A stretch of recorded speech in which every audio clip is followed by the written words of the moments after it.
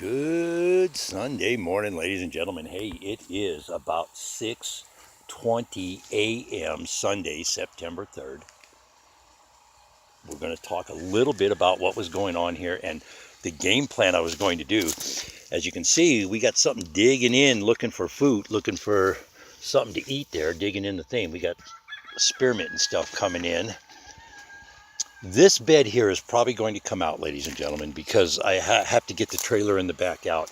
So we'll probably take this bed out. I don't know about this side over here yet. This is a very tough dichotomy. As I said, there was an issue of ownership of the property come up, and I have my own opinions, and I'm going to keep them to myself at this time. Of how that transpired, the ownership issue. But just needless to say, there was an ownership of the property issue, and the actual owner, quote unquote, the actual owner doesn't like this. So I'm not sure if this is going to stay or if it's going to come out yet or not. We'll get to that in another week or so. But I'm about done here, and I've about got things wrapped up. So I should be wrapped up in the next 10 to 14 days, maybe at the most 20. I don't think it's going to be that long, but we'll see. But as you can see, I was using things to tier, and we were using the slope, the natural slope of the land, to generate water movement and come down. And you can see the boxes on the backside here would run into here, would run down to here, and then as you can see, this isn't going to get completed. But I started it to show you how I do things. I, of course, would weed this area out here, and you can see there's no weeds up in there, up in there, up in there. I've weeded all that out, and I've got other stuff growing. I don't use insecticides. I don't use poison. I want to show you a couple things here. You see that hole right there? I got a lizard living in that hole. Over here, ladies and gentlemen, where is it? Where is it? Right down in there, there's a toad that lives in there, and he's a pretty good sized guy. But I've seen him come out, and he'll come out when I'm watering and stuff because he gets a little too much water. But as you can see, a nice little pumpkin there. I've stopped pollinating any female flowers that come out. There's not going to be time for them. Even once I'm gone, even, there won't be time. But what I was going to do here, I was going to fill this all up with all the squash and everything, get this in here, and go all the way around. But get this in here, this would have been the final bed, and I'll show you what I'm talking about here. You see how the strawberries do this, folks? These are already starting to kind of root. You can see the rhizomes starting to get the little root nodes on them. But strawberries have a habit of coming down.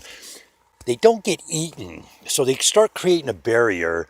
Same with, you see, they don't eat the cilantro. They're not eating the basil. They're eating the fruit off my strawberry plants, though. But as you can see, you grow things that the natural animals around here don't eat. The deer, there's actually deer, antelope, and various, we have cottontail, jackrabbits, all kinds of rabbits up in here.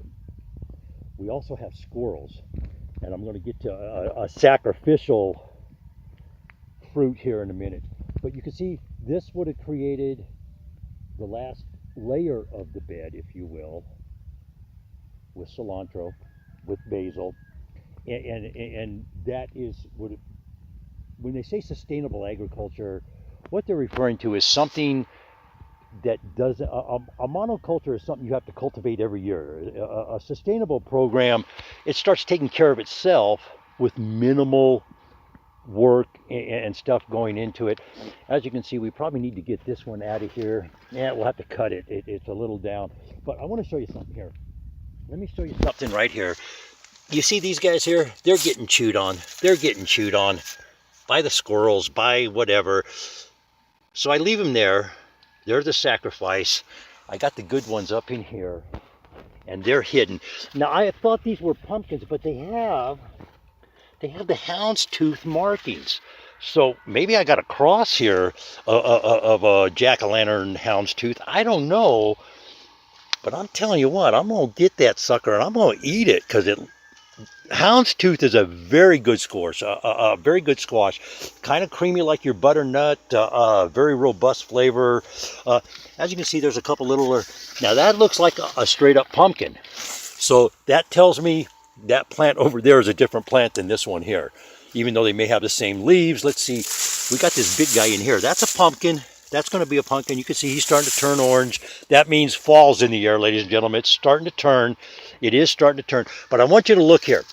Now, for anybody out there who, if you're in the Reno area, and I'll probably do a separate blurb on strawberries later this afternoon to sell these strawberries you see here, and the ones I'm going to show you in a minute, I have them for sale. But you can look, there's like only 5 plants in this pot here. And right here on these runners and rhizomes, there's 1, 2, let me see here, 3, 4, 5, 6, 7, 8, 9 runners with rooted rhizomes. Here's another one underneath here, 10 ready for planting. They'll come down. You can stick them in. All of these strawberries, ladies and gentlemen, are going to be for sale. I'm going to show you over here. When you start counting all the rhizomes, there's over 300. There's over 300 strawberry plants. I'll make you a super deal. I'll make you a super deal. But we'll get to that in a minute. But as you can see, we got the stuff cutting out here. I've trimmed all that off. Gotta have my peppermint tea come wintertime for that hot chocolate. Gotta have some peppermint, huh? As you can see here, look at all these squash, ladies and gentlemen. Hey, I'm gonna have spaghetti squash for days. I'll harvest a few of them, the ones that are ready, and I'll leave the rest behind for the folks here at the ranch. They can have them. Lemon basil. This is Thai basil. That's so good. And of course, that's that funny sugary plant they call sativa. Now, if you want, I'm going to zoom in on this for just a minute. That is autumn's mist, ladies and gentlemen. It's going to get a little pinker and purpler as it starts.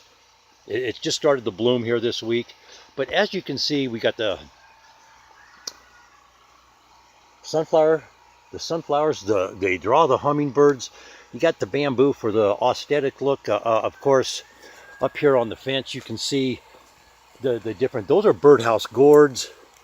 There'll be 4 or 5, and those I've quit. We got, let me see, there's 1 in there, 2, 3, 4. There's 1 up there, 5. There's about 4 or 5 on the other side too, so they'll get left behind. Maybe I'll take 1 for seeds. This guy's going to go with me.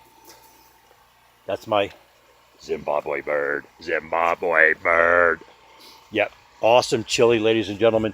But as you can see, like I was saying, I was going to throw a horseshoe pit here so you could really have competition, have to go up and over all that there to play. The stoves, they're going with me. And when I get inside here in a minute, I'm going to touch on why they're going with me and what I'm getting ready to do. I'm getting ready to go assist somebody in a sustainable agriculture program somewhere else. Now, pumpkins, you see. Up here we got more spaghetti squash and then plants up in there. But this whole thing would have been filled up come next spring. All in front there would have been filled. And this would have been a squash area. Of course, the steps, blah, blah, blah with the steps. But as you can see over here, this was, the hummingbirds love these two, ladies and gentlemen. They just love them. 4 o'clock. Man, that's fragrant. Oh, it's breakfast time. My, it is oh my goodness. Hey, lucky me, huh? Lucky me. These are the rest of the strawberries, ladies and gentlemen. I want to show you something here. I counted them yesterday.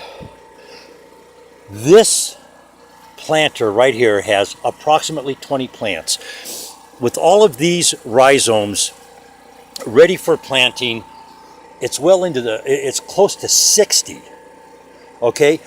In the pots themselves, ladies and gentlemen, there are 100 potted plants.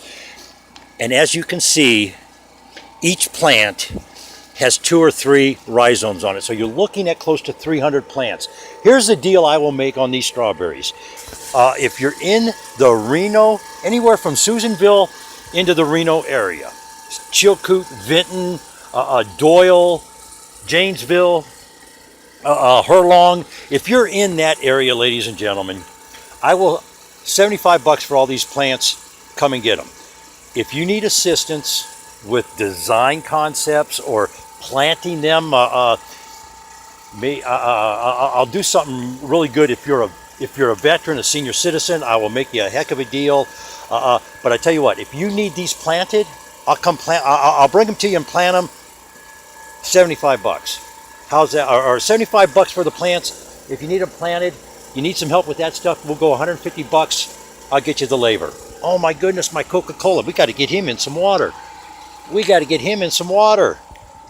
Yeah, strawberry Coke, huh? We got to get him in some water. But I'm going to show you a little trick. If you have vermin that want to eat your berries in the middle of the night, do what I do. And I'm going to show you something here. We're going to get into a couple plants here where I hide them. What I do is I hide them. See, I get them out of sight, out of mind. I let them hide them under the leaves. I actually came out here last night and did this because I knew I'd be able to come out here this morning and have some breakfast. Maybe not. Maybe not. Oh, here we go. Here we go. Here's a couple over here. Well, maybe they did get into them, huh? Maybe I'm not being as groovy as I thought I was going to be. But there should be. No, I guess they did. Maybe they're smarter than I gave them credit for, ladies and gentlemen. They must be, because I did hide berries all over the place last night. And they're gone. Yes, they are gone. So, I'm going to have to figure out a different way. Maybe I have to net them or something this time. But here we go here. I got a couple up in here. And you saw I picked a few over here. Here's some more here. But that's what I do. I kind of, when they start hanging over, I'll take them and hide them back inside. And hopefully they'll be there in the morning. They're not here today. I got a few. I can get all my pancakes that I'm getting ready to go make here. So, but that's the deal, ladies and gentlemen. As you can see, I was layering everything down. It would have come out to like right about here where I'm standing. All of this project has gone sideways. These plants are not getting planted. They need a home.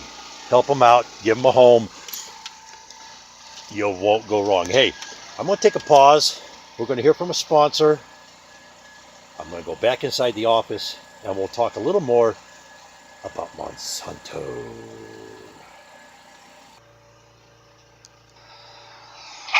When it says Libby's, Libby's, Libby's on the label, label, label, nothing's better, better, better on your table, table, table, cause we think you'll agree. It's hard to find a canned vegetable that's younger, tender, rounder, sweeter, redder, moister, brighter, crisper. On the Libby's label is a note that says we challenge you to find a better can of vegetables. But we think you'll agree, it's hard to find one that's Younger, tender, rounder, sweeter, redder, moister, brighter, crisper, yum. Yeah.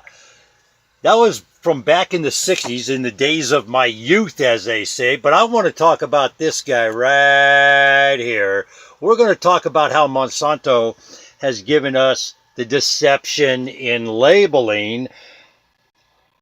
My good friend, I can't, the guy, I can't think of his name, but he's over in Hawaii, and he's big on the GMO papaya, on how it's destroyed a lot of stuff in Hawaii. But we're going to turn around here, and I believe somewhere it says product of Taiwan. Let me see if I can find that. Somewhere on this label it says product of Taiwan. But let's take a look at something here. Gluten-free. Is there gluten or lactose in papayas, ladies and gentlemen? Is there glucose or papaya lactose in a papaya? All natural fruit. Is it all natural fruit? There you go. Product of Thailand. Product of Thailand. After opening, remove contents from container and refrigerate. What does that tell you about the container? What does that tell you about the container? Hey, ladies and gentlemen. Ladies and gentlemen, ladies and gentlemen, ladies and gentlemen. Hey, let's see if I can stand this up here. But let's talk about this for just a minute. Of course, there's no QR code. There's no QR code that Debbie, let me stab my constituents in the back, stab and out, gave us. No QR code, so we can't go to the propaganda website and find out about the papaya. This is a product of Thailand. Okay? This product of Thailand is the canned contents. It doesn't say where it was grown. It doesn't say where the papayas come from. Now, taking into consideration all the bizarre trade agreements in this world, what's the possibility that Hawaii is sending the GMO pineapples to Thailand and they're sending them here to us, and we don't know what we're eating? We don't know what we're eating. Ladies and gentlemen, whom do your elected officials represent? I'm sorry, who do they represent? Excuse me, excuse me, excuse me. They're not representing you. They're not representing me. They're representing Monsanto. Debbie Stabenow, $15,000 from Monsanto to give us a QR code. That's what I'm saying. She stabbed her constituents in the back, 90% of the people. We have more. We have more information coming out daily. More information coming out daily. Every day there is a new discovery of suppressed evidence in this glyphosate case. This is going back 40 years, ladies and gentlemen. 40 years. Monsanto has been lying about glyphosate. Let's make one thing clear. Monsanto does not have stupid scientists working for them. They have some of the brightest minds in the scientific fields. How they have sold themselves out and sold their soul to lie to other people is beyond me. How Stephen Savage can come out and say, oh, I do this because I love science. You're a lying sack, Steve. You know it, I know it, and so does everybody else that has a little, just a skosh, itty bitty teeny bit of common sense. You understand the ruse. You cannot put poison in food. You cannot continue to use a poison over and over and over and over and over and over again and not expect a negative result. Excuse me. Not expect a negative result. It's crazy, ladies and gentlemen. It's crazy. Every day something else comes out. Every day something else comes out. France. This week coming up on GMO Tuesday. Of course, GMO Tuesday. What's GMO Tuesday without a mention of Foothill Feed and Mercantile right up the road, ladies and gentlemen. 1330 Geiger Grade, 775-852-0999. All of your non-GMO and certified organic animal feed. Heaven help, we get a pig with a third eye holding an apple in his mouth. That kind of scare the whole luau crowd off, wouldn't it? Yeah, don't want your goat growing an ear on his nose. And let's make no mistake about this. The tests are coming out that Monsanto has suppressed over and over and over. And I want to ask somebody, I want to ask you guys something. Monsanto's making an issue right now of, oh, you're not acknowledging our studies that we paid for. Well, could it be Monsanto? Oh, and by the way, 6 more Monsanto employees viewing my professional profiles. Golly gee whiz. Golly gee whiz. Let me do it again. Yeah. You got to be saying something right, folks. Got to be saying something right. Why would they be looking at me? I'm not going to work for them. I have no interest in going to work for that company. Would they be looking at me to recruit me? Do they want to pay me $1 million maybe to sing a different song? Huh? Tell you what, Monsanto, this is what would make me sing a different song. You pay me $66 billion. I'll get on your bandwagon. How about that?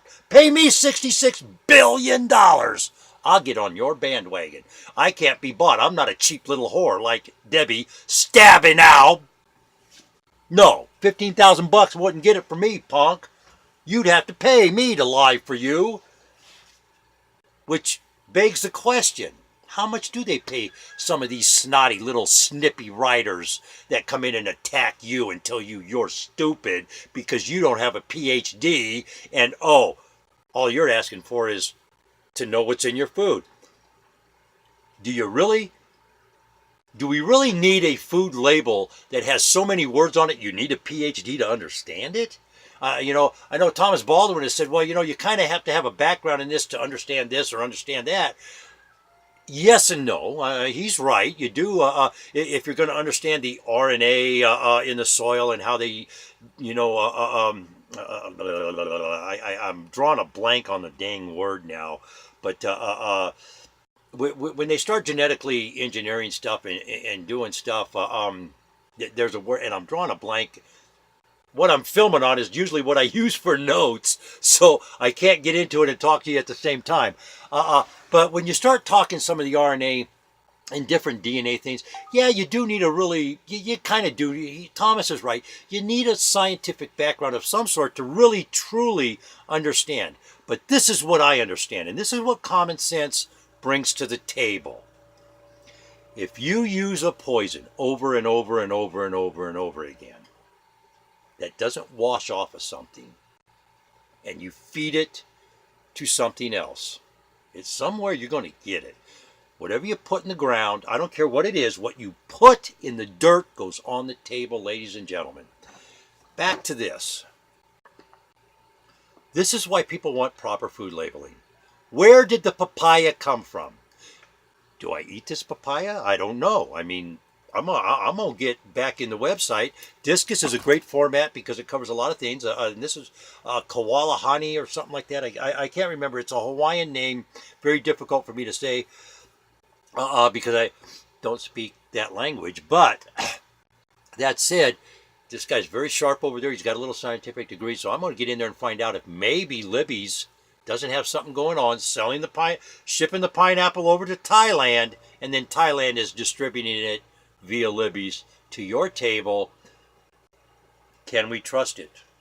If it says Libby's on the label, can we really trust it on the table? That is the question to ponder for Weekend Wrap, ladies and gentlemen. Once again, now, here is Libby's mango, and of course, that same labeling on the back, and this is deceptive. Mangoes don't have lactose, mangoes don't have gluten, so why are we putting gluten-free, lactose-free on the label? That makes absolutely no sense. It bills it as being something else. That is deceptive. What is in the can? What is in the can? We don't know.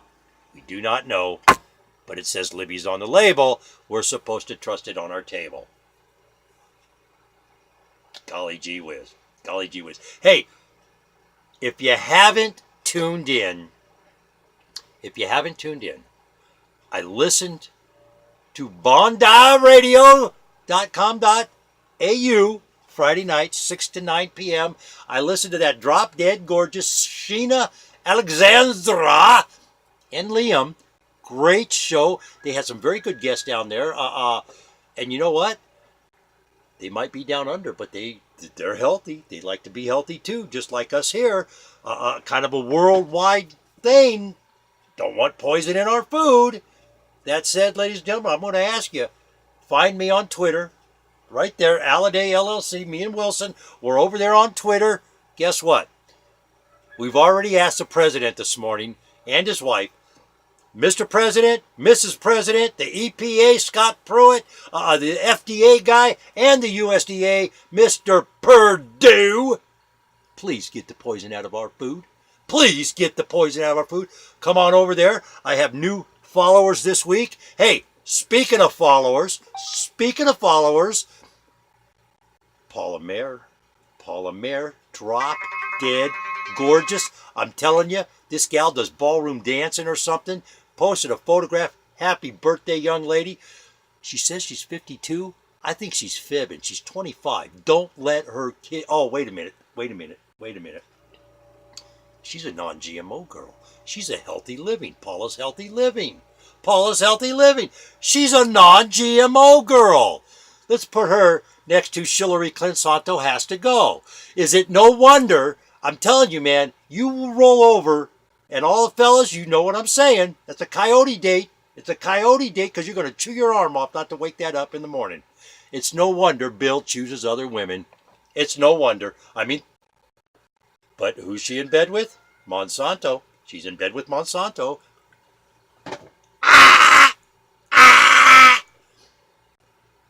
Not like the pretty girls. Happy birthday, Paula. You look fantastic. You look fantastic. I'm telling you right now, if she's got children and they have children, she is a smoking hottie granny. And if she will be, I'm telling you, go check her website out, MDG Blogger. MDG Blogger. Got great stuff. And, of course, GMO Tuesday coming up right around the corner, ladies and gentlemen. GMO Tuesday. Hang on a minute here. I'm going to give you a sneak preview of some of the things that I got coming up here to talk about. I got the wrong thing. Give me my email account. France and the glyphosate. France opposes, and there's a big issue with the glyphosate. They're not, EU is not going on. I can't say this guy's blog because it's kind of profane, but he has some good stuff. More on Monsanto's collusion with the EPA. And let's not